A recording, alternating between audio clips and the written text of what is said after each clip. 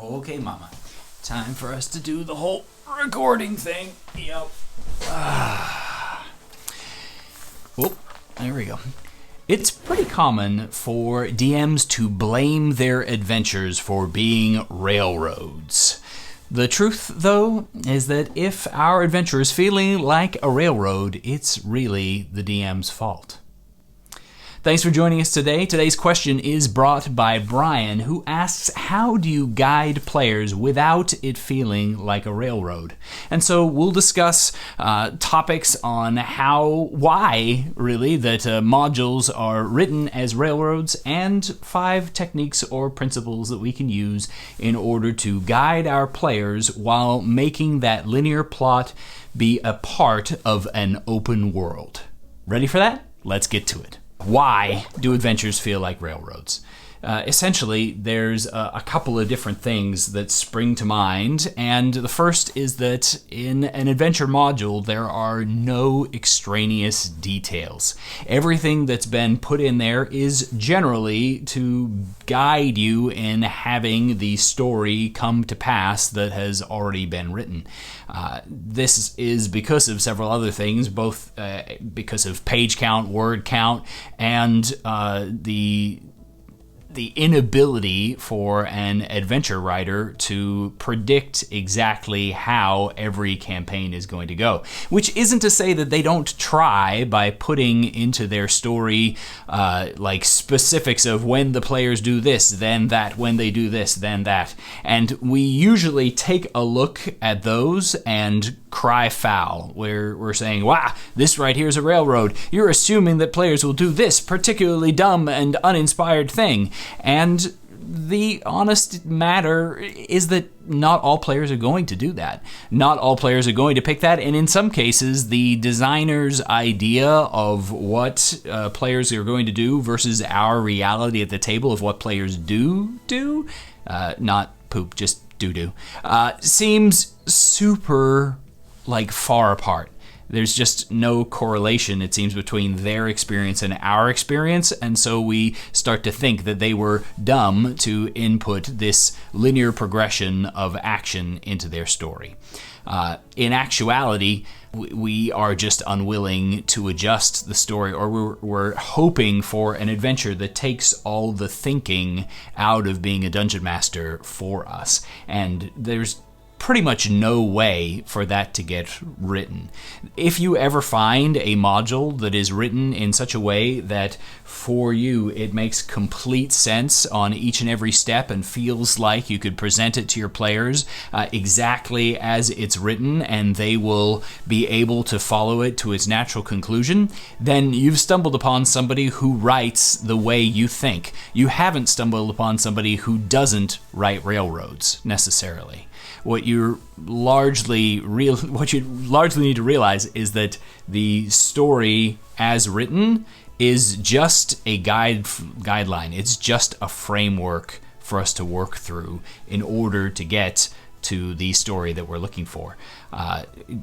If choices don't seem like they affect the story, if there's only one path available for success, these are not necessarily the end of the possibility of running this adventure in a more sandbox and reactive style. What they are is one path that's being presented and one set of choices that are being made possible, and it's up to you to run the game in a fashion that actually fits your table and your expectations.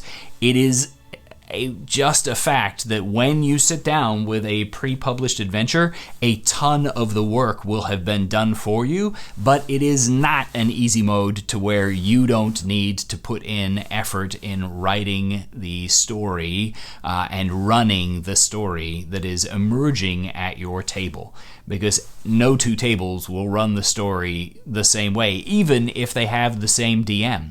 I've run Baldur's Gate Descent into Avernus 3 times now, and a partway through of a 4th time, and none of the players have addressed the story in the same way, and the story we came up to has been completely different every time, with a few notable points throughout the story where we touched back to exactly how the plot was written and how they expected it to go, and then a whole bunch of wild shenanigans all over the place from there. Why are they written that way? It's, we can't account for style or skill. There's one man's obvious choices, another man's obscure action.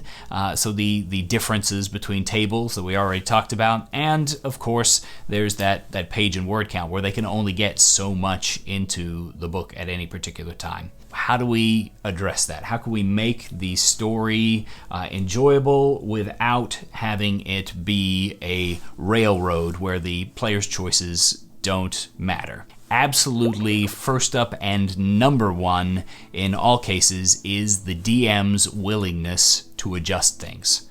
It is vitally important that we don't let the fact that something is written in our book or written in our notes or thought of in our heads become so precious, as it's been called in certain circles. Not sure where those are. As it's been called in certain circles, it is important that we don't let anything become so precious that we're not willing to let it change. It's important that we are constantly on the lookout for what our players are leaning into and feeding them more of that opportunity so that they can feel excited and the story can progress in a natural manner. This isn't to say that we need to take every idea that they have and and it out to oblivion, because I firmly don't agree with that. Instead, this just means that when they follow a logical path that fits your story in some manner, that we follow that to where it would naturally lead.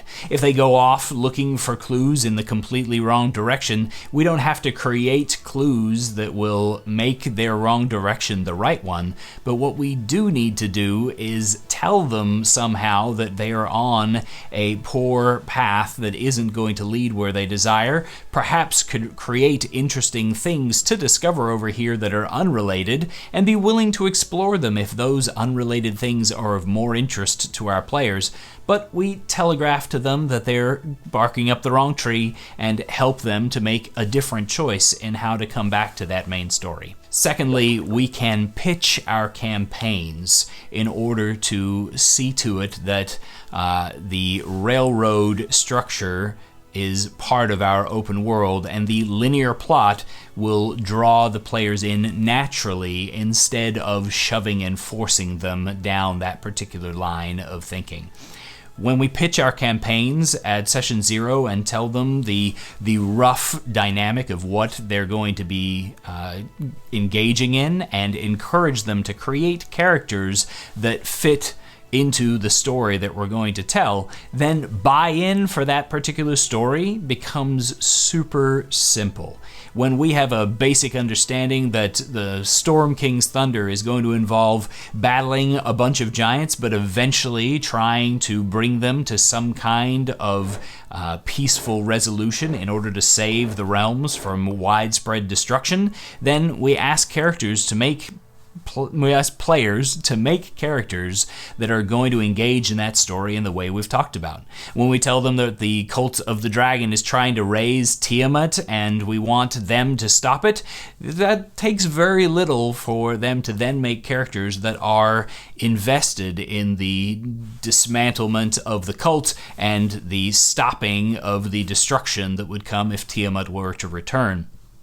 By pitching the story to our characters, to our players, at session 0, what we're doing is giving them a framework to create something that's going to be interested in that main plot. And so then their side jaunts along different paths are going to generally relate to that main plot because their characters would be interested in things that were related to that plot.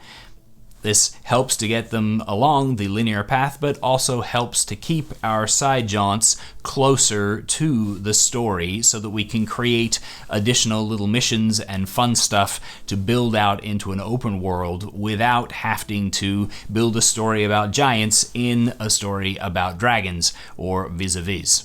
We can also use the recap and grab and invite method that I've detailed in this video that'll pop up somewhere over here.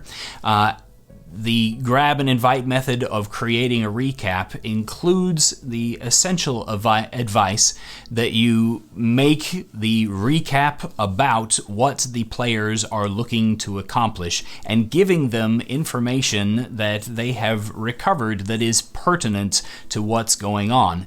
This helps to focus them at the beginning of every session upon the overall goal and how their current mission plays a part in that overall goal.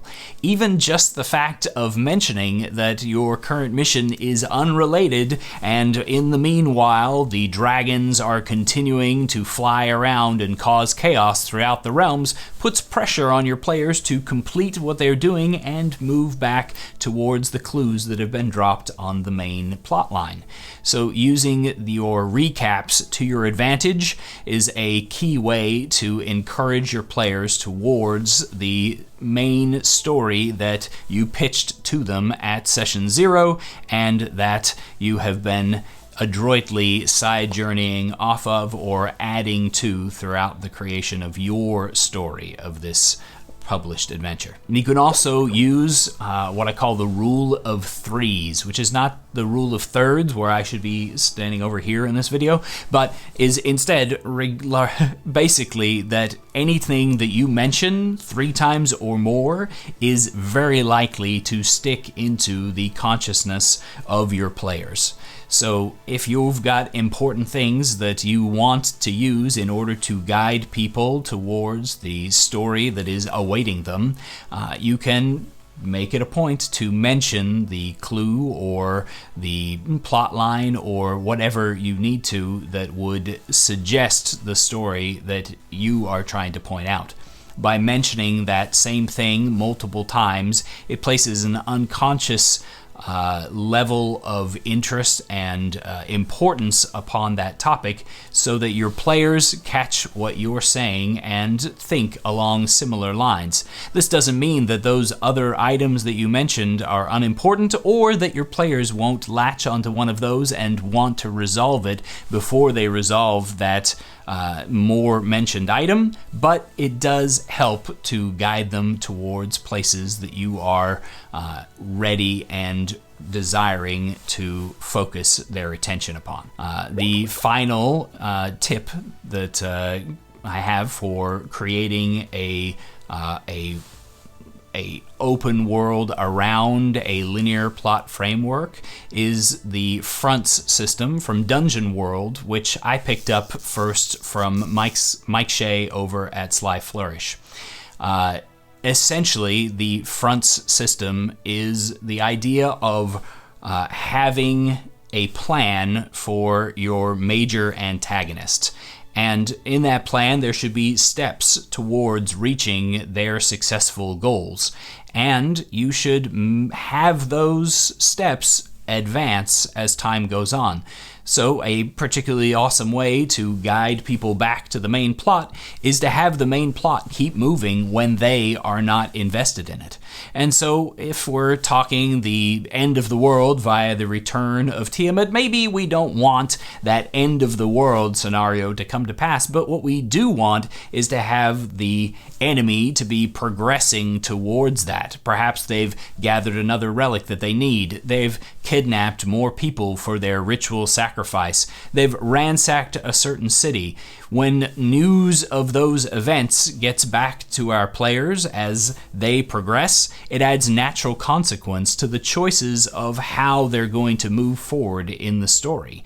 That allows us to guide the players back to the main plot line or to encourage them to be fast and speedy in engaging in other plot lines simply by dint of knowledge coming to them of the forward movement of our enemies. We can set these things up to be scripted to certain dates. We can move them forward specifically whenever our players go on to a different topic and just trigger that as a response to it and make sure that word filters down to them of what they missed. And we can even skip certain steps of the linear plot and have something resolve that they might otherwise have been able to engage with, and just remove it from our adventure entirely and work out what would happen if that was the case. If they had an opportunity to go and snatch up a specific item that was of grand importance and it was time sensitive and they chose to go and do something else, don't be afraid to just have that item of importance have been caught in different hands and envision where it has moved to, and then start over in the creation of a new plot that encourages that same event to come to pass, or to put it out of their reach and think of the natural consequences. By adding consequences to the player's choices, you allow them to have access to the whole world and to go throughout whatever they might want in investigating, but eventually the choices are going to come back to haunt them, as the consequences of their actions mean neglecting the main plot, allowing it to move forward. Instead of having them always arrive exactly in the nick of time, as is written in the adventure module, consider those as being the base scenario and be willing to move from that base scenario to a later point by just adjusting what's already there. View your published adventure and its linear seeming framework as a starting point for your personal prep, and consider every game that you run to be your homebrew game that just has a published adventure frame that you are building upon.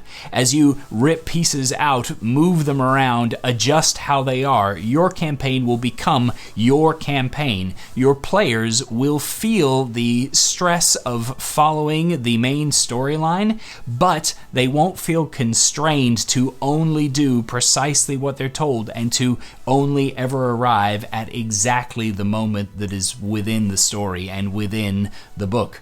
This will improve your game, encourage your players to be able to feel that open world and still live their lives along that linear plot that you started with.